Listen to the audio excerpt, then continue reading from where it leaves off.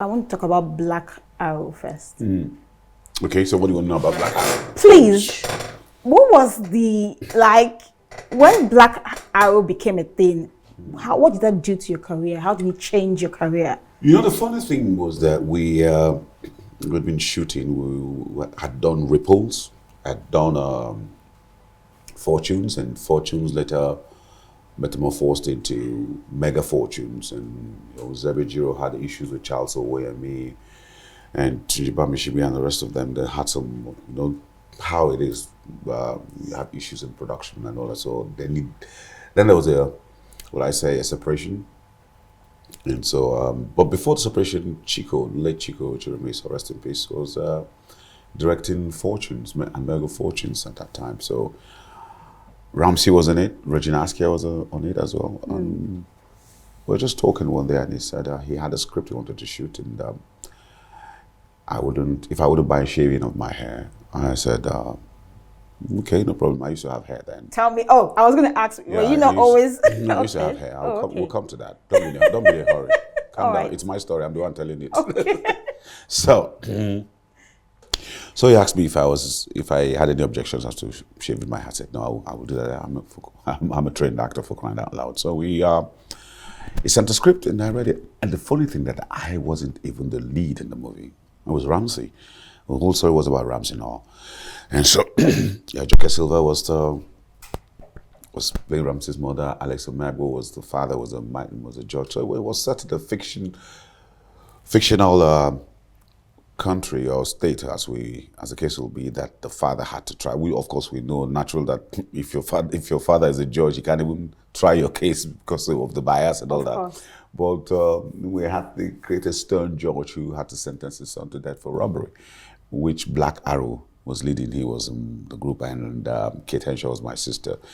And so when we just went innocently, we're shooting, I think towards the end, we're shooting somewhere in Okota when they tied everybody on the stake, and they were also going to tie my character on the stake to the stake and do the firing squad. And I said, Chico, why don't you allow Black Arrow escape and then come back and revenge? He stopped, looked at me and said, that's true. Okay, stay within the crowd. Somebody gave me a cap, and they gave me a cap, gave me a glass, and I took a beat. I was peeping and seeing what was going on. So we did that, and went on to do Silent Night too. And I was like, okay.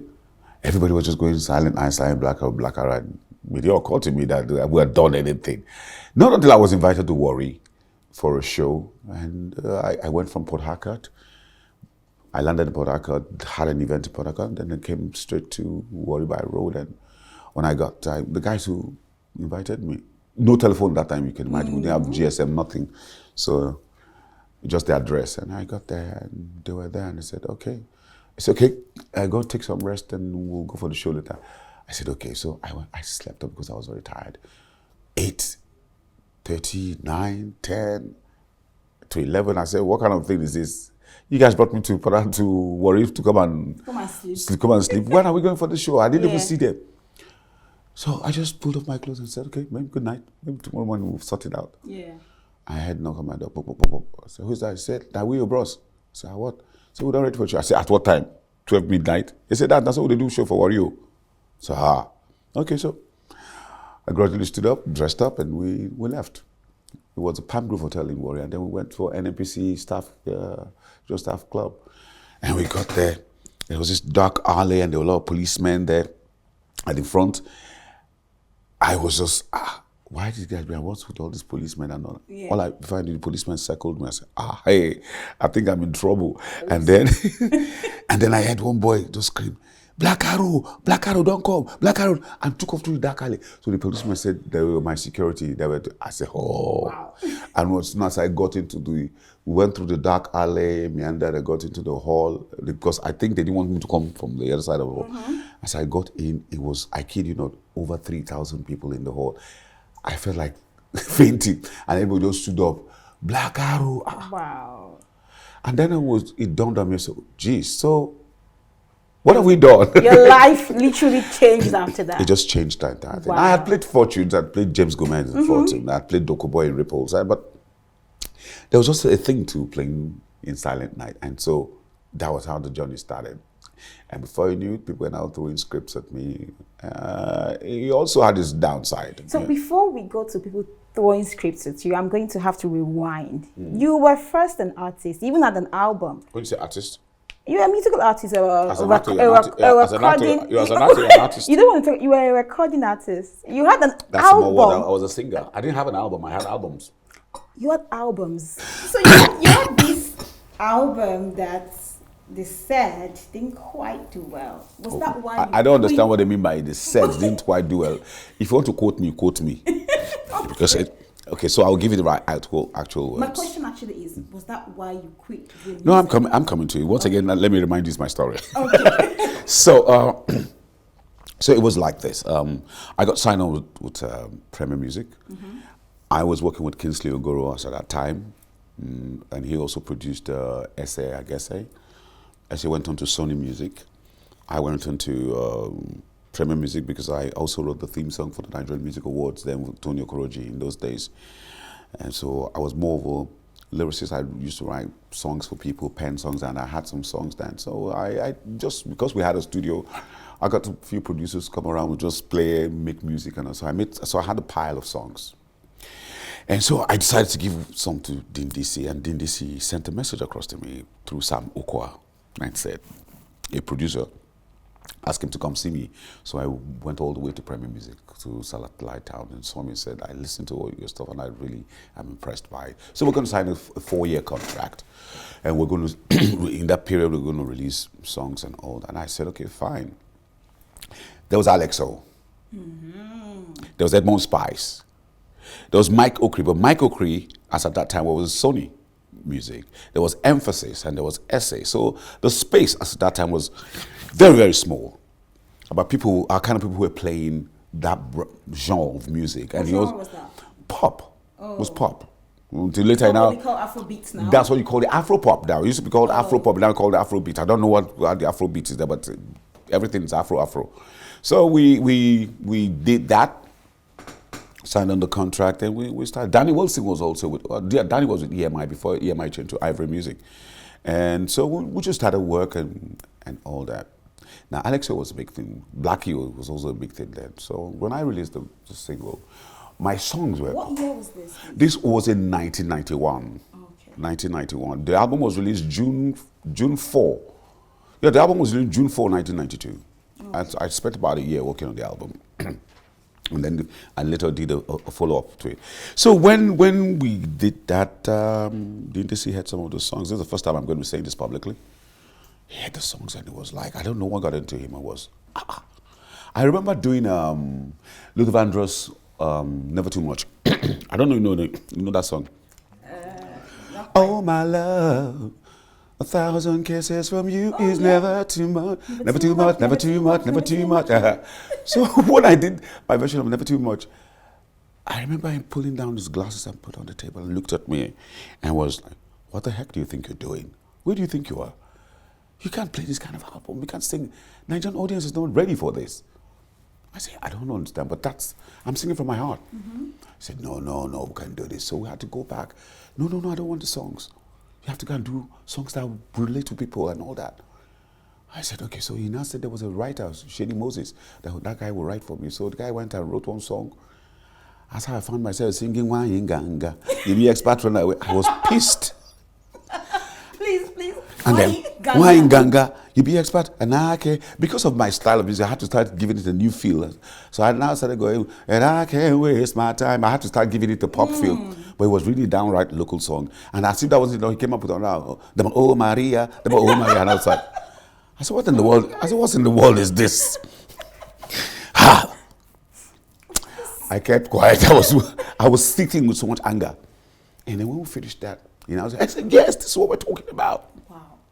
This is what we're talking about.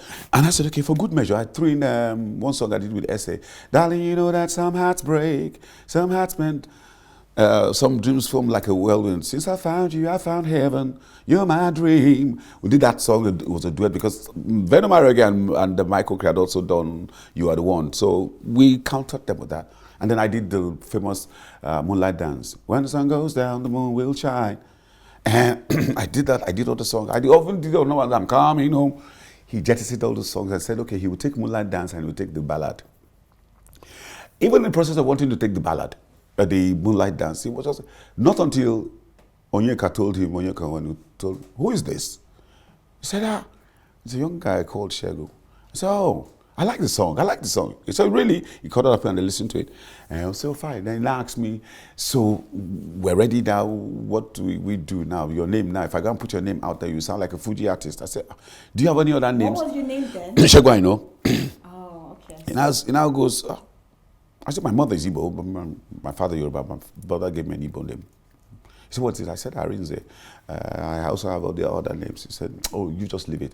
Just do your photo shoot with Philip Trimdale, and we'll sort it out next week. Wow, Philip Trimdale. Yeah, he did that album cover you saw. So when we did that, I was waiting every weekend. We used to read Vanguard and Punch newspaper, Ladi Ayodeji, Sam Amadi, and all that. Amadi Obonalo.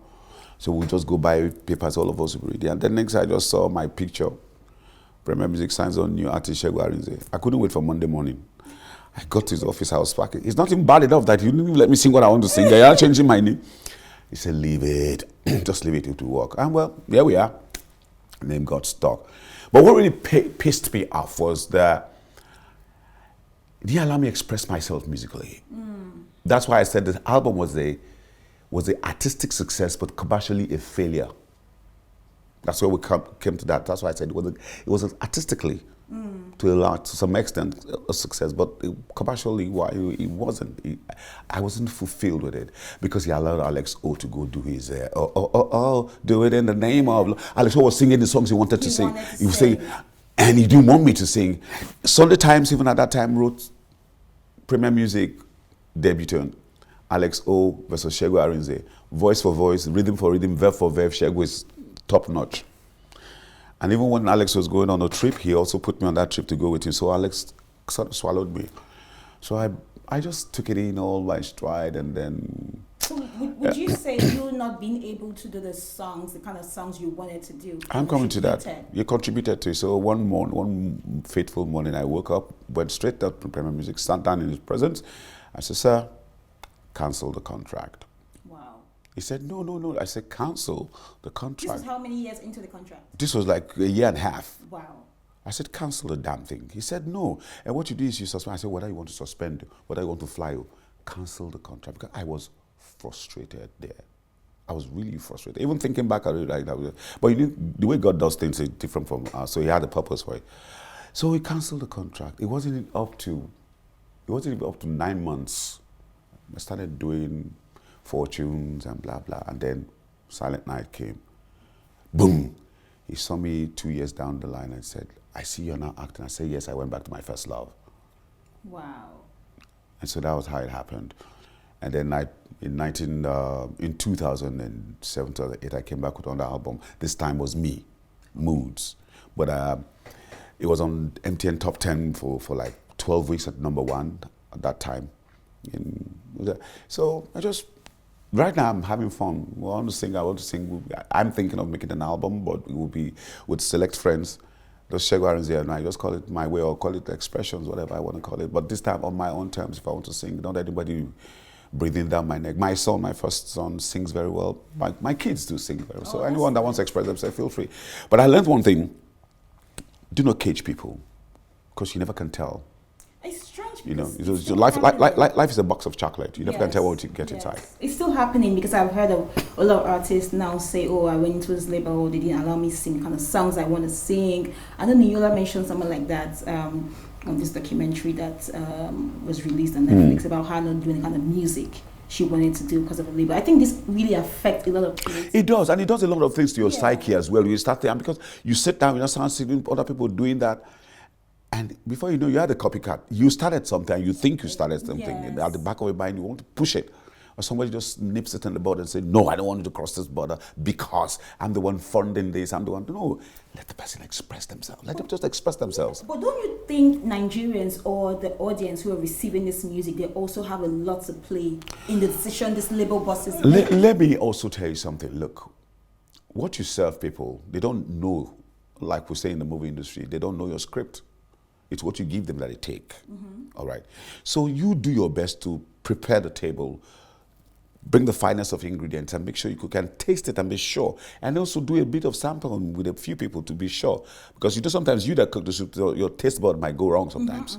So you wait a while and let other people taste and say, oh, it's good. Or no, it's a bit too salty. Or we had too much spices. Or can you reduce this? Can you do that? So you find you balance the act.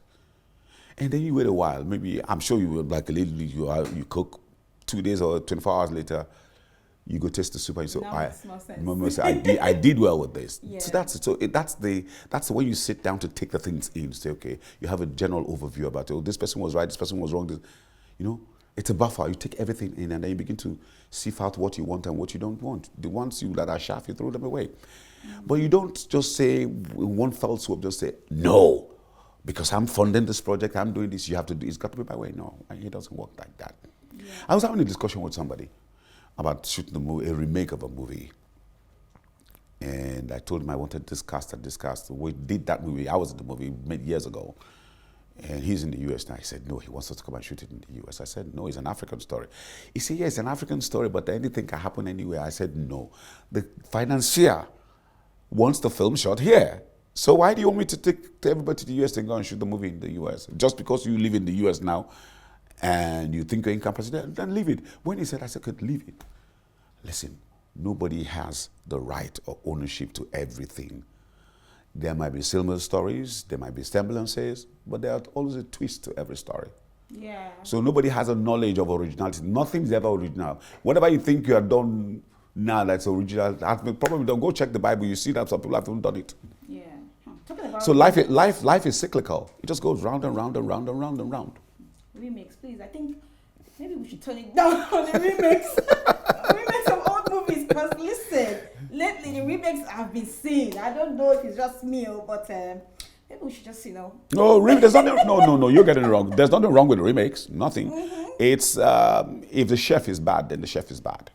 Maybe the chef is bad. No, I didn't say that. Okay. You have a right to say whatever you want to say. Nobody should hold you. Exactly. It's your opinion. Maybe the chef is bad, but let's go back into film, because that's how Segun Arinze resurrected.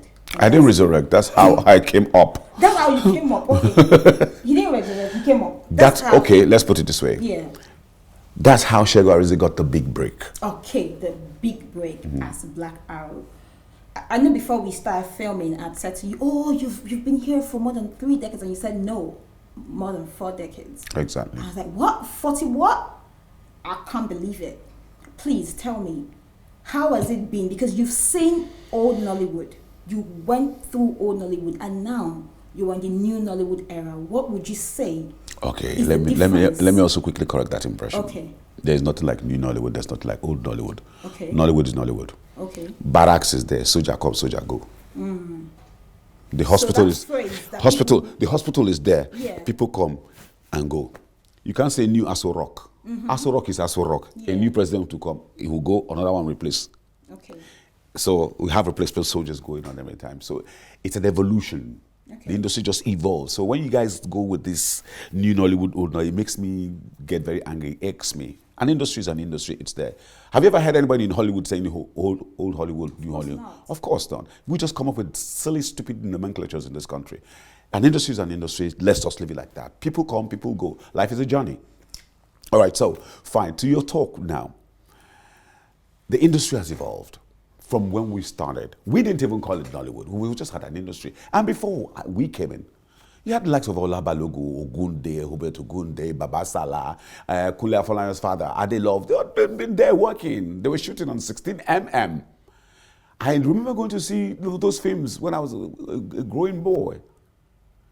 So it's just that things now started changing. Because Nigeria was too militarized.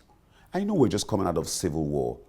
So Nigeria was just too militarized and things were just not too tush. People were not too safe about going to cinema houses to go watch. Yeah.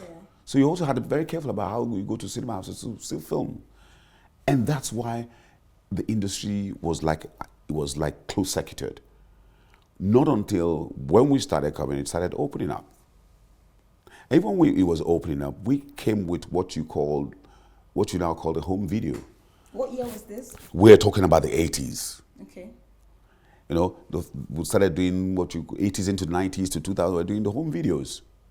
We packaged them, do that until Kenneth Nibwe, who was marketing Yoruba films as at that time, and decided to do Living in Bondage. It wasn't as if the industry wasn't there. The industry was there. But the unique thing was that he started with an Igbo thing, which was novel. He did Living in Bondage and translated it into English. There were subtitles in it. So it became novel. But the Yorubas had been doing movies.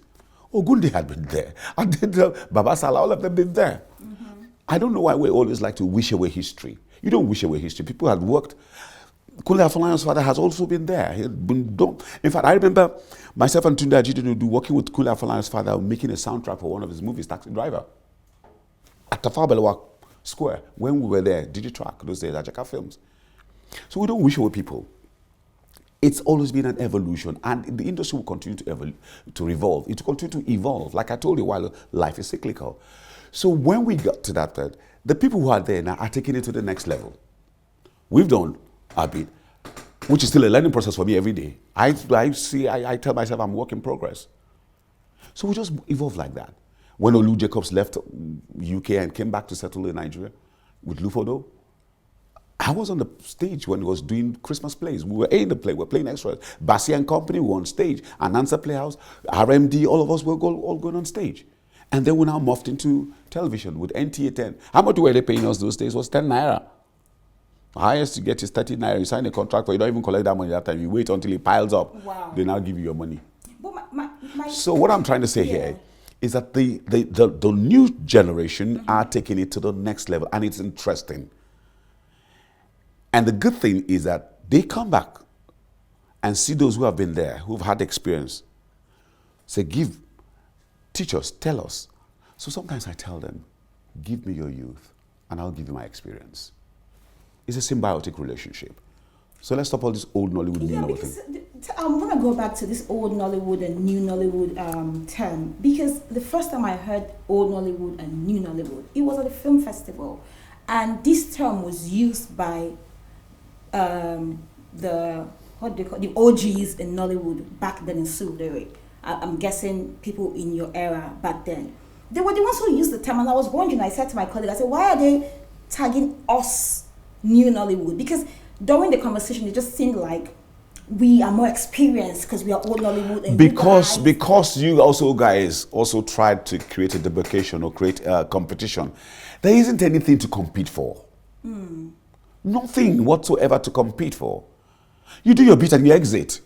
Now, most of the people who are in the so-called, let me not even use that word because I abhor that word. Those are people who are in the industry that in days of yore. Some of them have even existed. Some are passed on. Some have moved on to greener pastures. Some don't even live in Nigeria anymore. Just say for a few of us who decide to stay back. I mean, if I wanted to be in Hollywood, I'm telling you the honest truth. If I wanted to be in Hollywood, I would have moved and made a move to go to Hollywood. And I know that God would have helped me to get to Hollywood. Because I remember when I went to Amsterdam we went to screen The Battle of Love. A lot of foreign journalists were asking me after seeing the movie, hey, are you thinking of coming to Hollywood to come and work? And I said, no. I want to be known from home. I want to be known from Nigeria, around the world. Has it not happened? Has social media not come in? Is by a tap of the button, you watch Netflix, you see Iroko, you see Accelerate TV, you see every other TV. Just what? Download and watch. Yeah. Around the world, and everybody's saying it. Does that not make you popular? If you do a good job? True. So what are we talking about? Back to what I said again. Evolution, it keeps evolving. So let's stop all these. Maybe they had too much to drink when they were saying all this. I guess they did. No, because you do not create competition where there is no competition. Exactly. What you do is what you meet on ground, you improve on it. If a chief of army staff leaves now, a new chief of army staff comes, what does he do with the soldiers?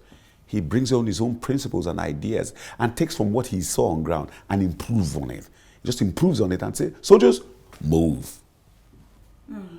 Great. It doesn't come and discard everything. All of you, when the other chief of army staff was there, okay, all of you retire. Let me go and get new boys. Who does that? Wow. So I'm going to quote a certain actress who was, who started her career, I think in the 2000s, early 2000s as well, and she's still really relevant in the industry now. She had mentioned in an interview that back then you guys were known for the body of work you'd done.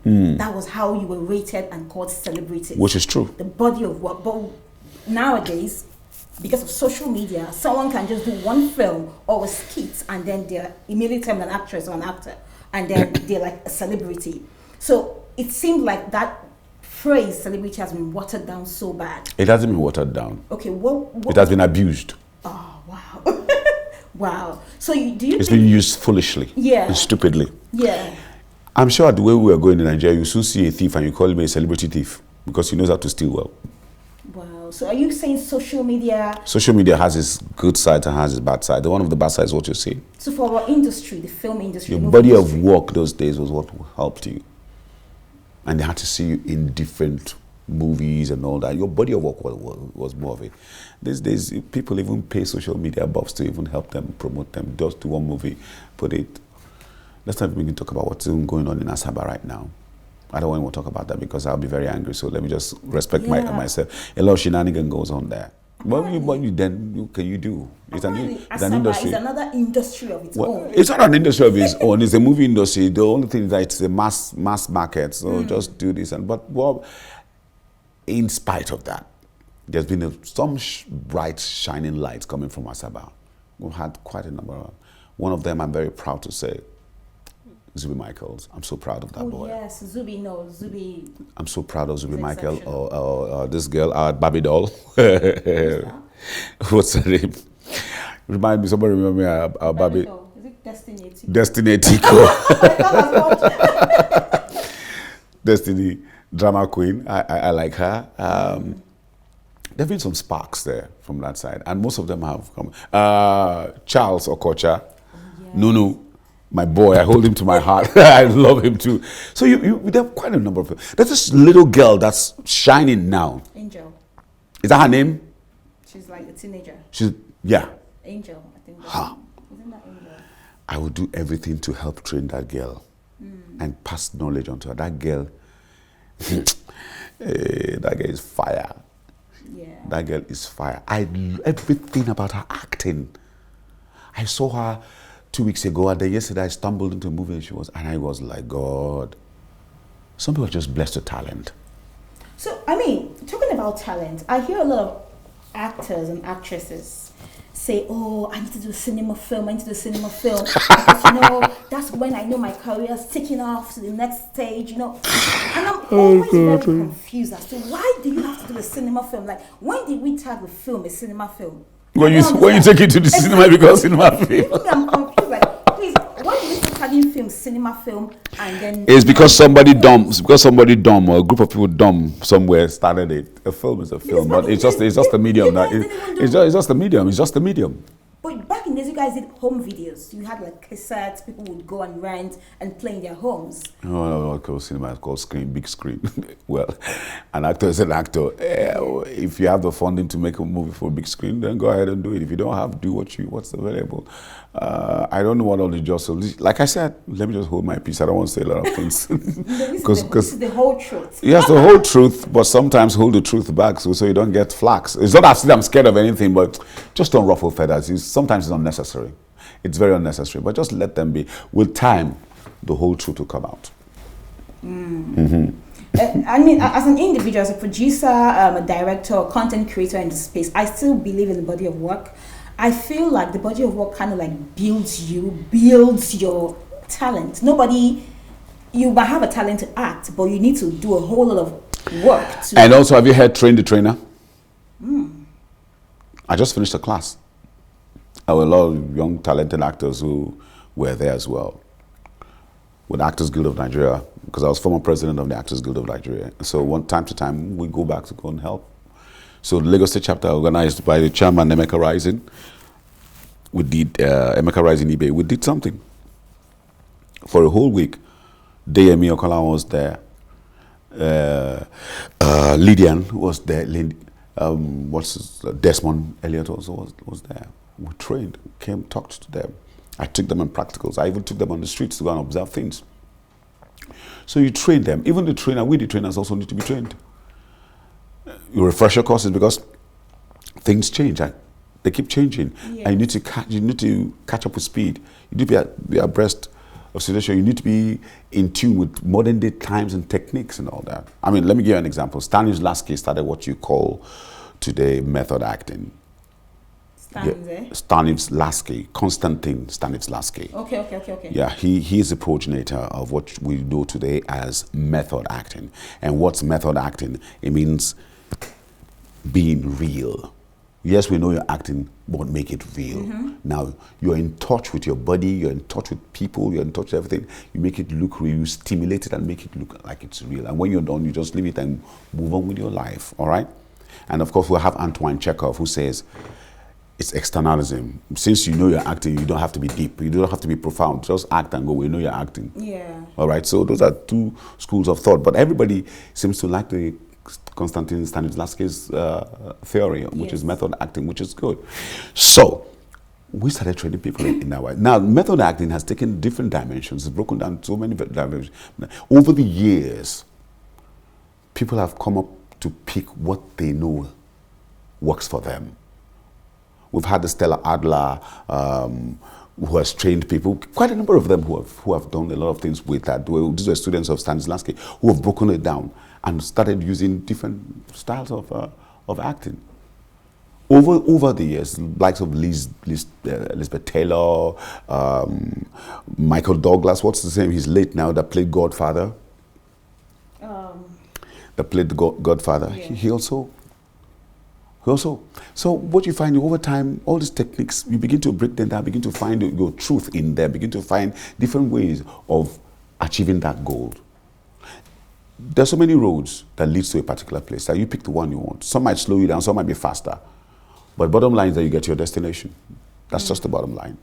So, I mean, I'm going to go back a little bit. We spoke about Asaba. Okay, the films are coming out of Asaba. So when you go towards the I'm not condemning them. No, I'm not as well. I'm just saying, and I'm proud that we have a place where we can call a home for mass production of films to serve the mass markets. It's great. Surulere used to be like that. It used to be the hub. It used to be the hub. So what happened? Do we still have a hub for Nollywood in Lagos? Because growing up, right, I knew Surulere was, if you want to blow in industry, go to Surulere, even in music. Because OJB had a studio that was really thriving. Clink Studio was there. Clink Studio was also where I was. For movies, it was Surulere. What happened? Well, what happened was that a lot of people were not encouraged. I remember they chased them out from Winnie's. From Winnie's, they went to ECOWAS. From ECOWAS, the movement started shifting. Things were not going on well. I think it had to also do with permit me to also allow government to take a bit of this backlash, because they didn't encourage it. They did not encourage the industry in any. At the point now, we're looked up as charlatans, as irresponsible people. Those days had to be degrees. If you're not a master's degree holder in accounting and law, or you're not a doctor, you were not fit. We're looked upon as scumbags. And then the industry started evolving. Before you knew it, somebody came from Washington Post and say, "Stand aside, Hollywood, here comes Nollywood." And everybody went, "Oh, really?" Today, what do you have? You have people who walk up to you. I'm sure you have a lot of 1,001 uncles, aunties who will tell you that they have younger ones who they want to come into the industry. Please, how can you help us help them? They want to get into that. So gradually, Nollywood is becoming an all-comer affair. Everybody wants to come in now because they think there's money to be made there without the hard work. But let me tell you something. Being an actor or being a filmmaker has been like a Boy Scout. You must always be ready. You must work hard. It's like being a soldier. You must be ready at all times. It's a job that has a lot of discipline. You understand? So what now happened was that government didn't give a lot of encouragement at that time. So what happened? There was mass movement. People started moving towards. It first started in Onitsha. From Onitsha, they moved into Enugu. From Enugu, they moved into Aba. They didn't stay much in Aba. They went into Owerri. From Owerri, everybody just came. Asaba was now the host. And then the state government, Delta state government, now started looking into that and said, okay, well, let's help you. And that's how they started giving them support. Now, Lagos was now known for the glamour and the glades, feferity. So that's why you see most of you say, when you come to Lagos, they want to come and do cinema film. That's what's happened. Because they believe that once you come to Lagos, it's for the big screen. But when you want to do go to Asaba. So you see how that's myopic thinking. What makes you think that you cannot shoot a big movie in Asaba or, the tourism board are also involved. They're not even encouraging. You go to say, let me come and use this place. For instance, I want to go to Ekiti State. Let me say I want to go and use the Kogosi Warm Spring. The Ekiti tourism board there will give you too much bottlenecks that will discourage you. What do? Oh, and you need to do this waterfall thing. You can't get the waterfalls from YouTube or from anywhere. Do green screen and put your actors there. And we'll see that it's green screen. It's disheartening. Government needs to encourage, not by lip service. Now they're telling you that our GDP, we're part of the GDP. What are they done to encourage? There's something called the Mopicon Bill. Since when I was president of Actors Guild, Motion Picture Council of Nigeria, the Mopicon Bill has been there for God knows how long. Nobody has done anything about it. Now they're coming up with a new one. They're telling you broadcasting union. Why do you guys have to? We like recycling ourselves over and over and over. Do this Mopicon bill, set it down once and for all. Something that will help the industry have a structure, have structures. What we have now are human structures. Yes. We do not have what you call the physical structure. How many studios? By now, don't you think that we should have big studios, apart from our sister Moabudu, who is doing something great, and Bola Austin Peters, and Choma. In fact, the women are the ones dominating who have the foresight to do this. By now, why won't we have a Warner Bros. Studio somewhere in Ekpe, so that people all over can come here to come and shoot? Filming in Lagos, Nigeria is hard. Because the tourism board and the government are not even helping. You give incentives, say, come and invest. Yes. And you provide jobs. But they won't do that. You go to Ondo State, you want to use Idore Hill, you will have problems. You can't even shoot around there. You go to Enugu or Onitsha to use your Nikeke, you can't even do that. You want to use Nike Lake, you can't do that. There are bottlenecks everywhere for you. They make filming so rigorous for you. Filming should be something that's fun. Exactly. And you help promote tourism. Yes. Nothing stops you from, you see a movie at the end, they say, we're proudly supported by the NTDC, Nigerian Tourism Development Corporation. Nothing stops you. Ministry of Commerce helped in doing this. The Ministry of Information helped in doing this. We will put our hands together and make something nice that will put out the whole world say, oh, it doesn't have to be foreigners, and when they're coming in, that's where, everybody stands up. You stand up and that's slavery. Yes. You're still in slavery because you're listening to the white masters. So you can provide for your own people, but when they come from there, you just make the ground fertile for them, and you think they'll take you seriously? Like I said before, let me keep my mouth shut. I don't want to talk. Next question. talking about the government support. I know a few years ago they set up this BOI fund. I know it was supposed to help fund producers. What happened is that some filmmakers took money and did not pay back. As we are bashing the government, let's also come and bash our own people. Because I know that the BOI fund was supposed to help filmmakers to make production burden lessened a little bit. But then again, you also ask yourself, how many people really did get that money? Yes, there's always a roadblock. There's always a roadblock. So you ask yourself, how many people did get that money? I mean, if I had, let's just say I had 1 billion now, as I'm just giving an instance. If I say I have 1 billion and I'm the MD of BOI, okay, so I'll break it down and have segments of it. Okay, you want to go into television and all that. You want to go into documentaries. You want to go to the big screen. You want to do this. Split that money amongst all of them, and put a mechanism in place that they will help put the money back. So every account that you have is a joint account with BOI. Let the account be domiciled. So once the money comes, they take out theirs and give you yours. All right, you don't wait and say this person has this money. Let you go. Oh, you expect the person to bring it. Listen, money be like spirit. If you enter your hand, you don't spend them. Yes. And look for it. But if you have joint accounts, it's okay. BOI say we're having a joint account with every person who is working with us or who we have partnered with. Let's not even say we're giving you a loan. We'll say we're partnering with you. Let's just use that list for civility and diplomacy. We're partnering with you. We're putting X, Y amount for this fund. You also bring in this X, Y amount of funds. So we have a joint account. When the movie comes out, we're monitoring it. We have our curators who will be checking and all that. We say, okay, this X, Y amount came. After production, overhead and blah, blah, this is the margin. We take this. We're waiting for more money. Okay, so what about in future? You want to sell the film out because there are films that are like 50 years old. You see that people want to watch again. You bring them back again, call them the classics. They now become what you call the classics. You put them down and do the classics and all that. But no, it doesn't happen. You know, you just get, probably, who knows? I'm just saying, I don't know. What do I know? Maybe there's paddy in the thing. Go do this, I go sort them out. And they never return this money. It's all of us are guilty. Oh. Yes, that's what I'm saying. So all of us are guilty. No one is exempted. Yes, we're all guilty. So now let's come back home to the advent of Netflix, like Netflix, Amazon, and the other big companies coming to fund film making in Africa, and let's say Nigeria, because that's where we are. Do you think these same issues that we had with BOI would still continue? Because they have a mechanism. They've given a lot of people money to shoot films, and they're getting the results. Mm-hmm. I mean, we are now living witnesses to what Mo did with Blood Sisters. Mm-hmm. Are you not seeing it? Mm-hmm. So do you think this will help the industry grow from where we are? I think it's a matter of being honest with ourselves first and foremost. If we're honest with ourselves, then that discussion can take place. We need to first purge ourselves of all illegalities and corruption and all that, and tell ourselves the home truth and say, this is one of the business, let's do it.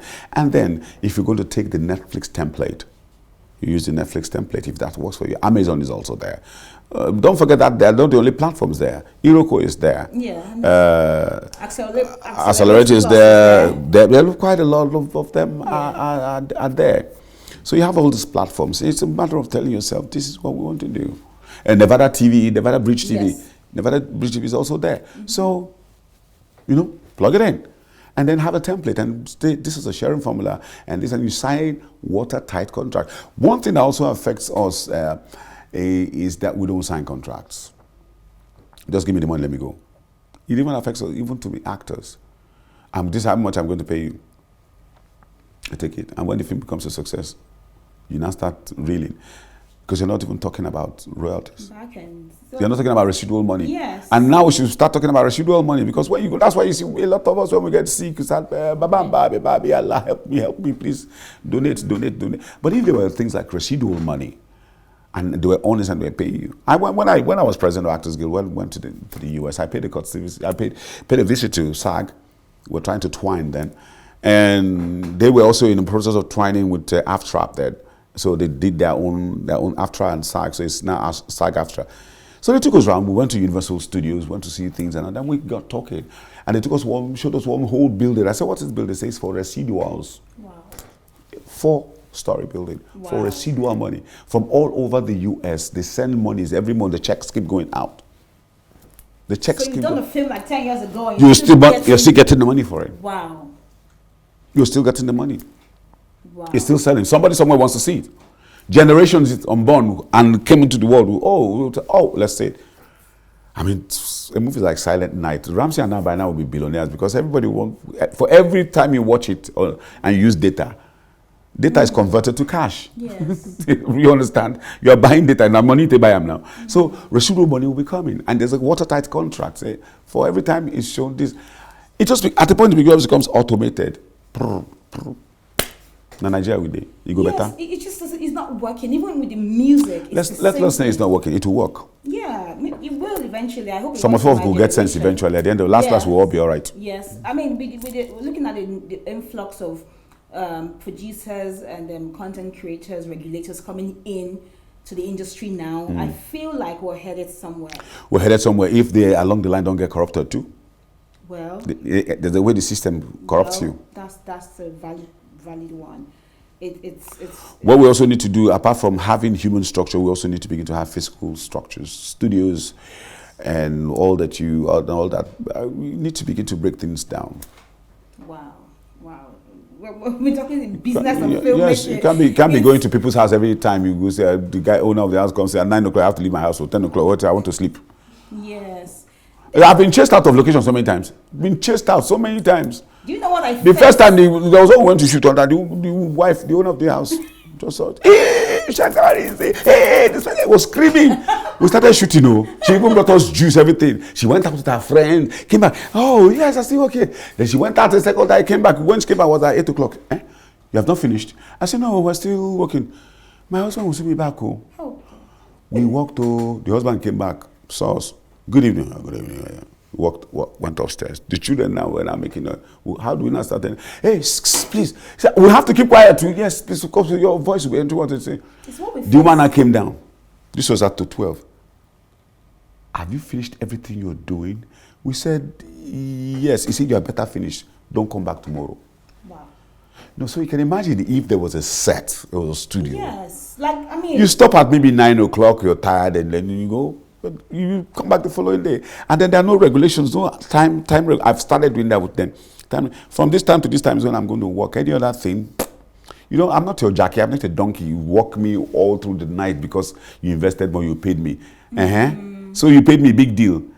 Am I your Jackie or your dog? We sign a contract from this. At this time, the actor should work. From this time, the director should work. Don't come and tell me because you paid me one miserable money, you want to now use me 247 around the clock. It's funny how, well, I want to say I'm a little bit guilty of this too because I'm a producer. How we expect that an actor should work for 12. And then you walk over. The one that even pisses me off. You walk overnight, 6 a.m. You go and sleep. They tell you call time 10 a.m. Yes. And if I slap you. And you expect them to give you their best. I don't think. I mean, in essay. I won't even give my worst. I was filming in essay. You understand? I wouldn't even give my worst. I'll go and sleep. I was shooting in essay, and these guys, like the crew guys, the gaffer, the DP, they said, please, we work for 8 hours. We'll give you 1 hour grace period. I shot in SA. And that is it. Same thing they did. 8 hours, and I was once it was 6. No, I was even different. They said they were going to pay extra for that 1 hour. They said no, we're not. At 6 o'clock, shut down. Yes. Everybody went. We'll come back tomorrow and continue. They shut down. They won't work again. And I said, hey, in Nigeria. And that's South Africa. That's South Africa. That the industry is not as big as. No. In Nigeria, people will work 12 hours, 14 hours, and they're still going. And I feel like you show off. Then when they are sick, you now begin to donate money. Thank you. Health is wealth. No, I feel like we also need to regulate that aspect of the industry as well. We need to regulate everything, including ourselves. Exactly. But now, just this one, my last question. I want to ask you: do you think producers are giving people from the 90s and actors from the 90s another opportunity in blockbusters? For instance, I saw you on this film, what's it called now? The one you... Blood Sisters? No, was it Blood Sisters? Which no, one? The one with Antil and Femi Adebayo. Oh, King of Thieves. King of Thieves. I saw you and I saw how you narrated the entire story to the people at Gallery. And I felt it was nostalgic for me, because for me it's like, this is Segun Arinze. It was just you. And I'm like, do we give our actors who have been there, who understand this craft, do we give them enough opportunity? Oh, yes. One thing I will tell you, the younger producers and directors do that a lot. Because they want to tap from the experience. I give it to them. Forget the new Nollywood talk, but they do. Okay. And when you come on set, there's this kind of reverence they give you. They want to learn. They're eager to learn from you. They ask questions. And that much I would say, I'm so proud of our young producers. I'm very proud of them. Thank you. Producers, directors, actors, very proud. They're taking it top notch. That I will tell you without a doubt. Wow. Without batting an eyelid, I'll tell you they are doing very well in that wise. Do you sometimes think actors, these new generation actors, they're like divas on set? Well, it's an individual. If you want to be a diva, be a diva. Me, I'm a professional. I'm trained as a professional. I retain my work as a professional. And I never go around carrying airs about me because I've been successful in my career. It's a learning process. Spare a smile. Sometimes you find people who are very rude and nasty to you on the road, but spare a smile. Some of them, they don't know any better. You stop them, educate them, and they'll listen. I've done that several. We talk, I just educate you there on the spot. I teach you things, and thank you, because they don't know. So I don't believe in diva. I'm a handsome dude. They'll say, okay, so I'll be posing. When you come on the set, you're Lord of the Man. Everybody should be sprawling on the floor and rolling because coming 5 hours late. You see, sometimes we don't even understand what call time means. Let me explain what call time means to you. If a call time, I've worked with a lot of foreign producers and directors. If a call time, for instance, is, let's say 9 o'clock, or let me say 8 o'clock. 8 o'clock is call time. By 6 o'clock, you're on location. By 6:37, they are making you up and putting your costumes on. By 7:30, the AD comes and runs you through the lines. By 7:45, the director comes in and asks AD, can I see what you have done? He goes through it and cleans it up. but the crew, everybody is set. By 8 o'clock, they are doing clapperboard, slate, action. That's the call time. The call time is not when you leave and start going. The call time is when action starts on the set. So they don't understand that. It's the time that they hit the clapperboard, the slate. That is your call time. And the director goes, action. That's 8 o'clock, that's your call time. But we here, they say 8 o'clock is your call time. Oh, I see half time. They will come at 10, 11, and then you expect to finish and run away. Yeah. It's funny. It's so funny. It's training now. It's strange how the older actors, they always like, and this is because this is my experience though, they're always on time. It's training. I come on set. Sometimes I'll be calling the director or producer. Where are you now? We're coming. We're coming. It's strange. They're always on time. But you see, but I will also still give accolades to some new actors. There's some of them that are so professional. Like like Brenda, like Belinda. They're on set waiting for even the crew to get to set. Yeah. But there's some that are just outrightly divas, like I'll call them. Hey, that's what they want. They want to be. They want to be divas now. You know the funny thing about being a diva? Yeah. At a point in time, you become irrelevant. Yes. Because say it's an industry. Once you give one producer or director hell, he might tolerate it. You do it again to another one. Before you know, word of mouth. Don't work with this person. This person doesn't. Everybody starts avoiding you like a plague. You now start asking yourself, what have I done? You don't know that it's those things that you're doing that people are telling other people. So do you think the training you guys had back then, I mean, when you were coming up in the industry, has helped shape certainly you professionally? Most certainly. Great. And you don't think the newbies, do you think they're well grounded? Oh, well, as you go on, sometimes experience also helps you. But I think a lot of them to go and do elocution courses, to go and do elocution, how to pronounce words, speak, say something. The kind of words I hear from them are sometimes is horrendous. I mean, somebody speaking for and say, he shoulder, like when we go to he shoulder. I mean, what's that? I'm telling you, I kid you not. Oh, when you're going home, or when I'm going home, and you're speaking for them with it. I'm going home. Call on Bawa. Oh my God, guys. Listen, I love talk film. I can keep talking and talking. But I need something. I say, please wrap up. But it's been amazing. It's been fun talking to you. Thank you so much. I'm really, really excited. I have to do this with you. Thank you so much. I really, really appreciate you doing this. And we are very profound. You know your history very well. Thank you. I'm a film head. I call myself a film. I love film so much. That's good. Keep it up. Music. Funny enough, music is my first love. And when I saw that I said, wow, you love music too. Fantastic. I used to be an artist manager before I came into film. Oh, wow, that's good. Yes, so it's been nice having you. Thank you so much, I say. And we hope to still catch up with you in 10 years' time to see how it's been. We will. God willing, we will. Guys.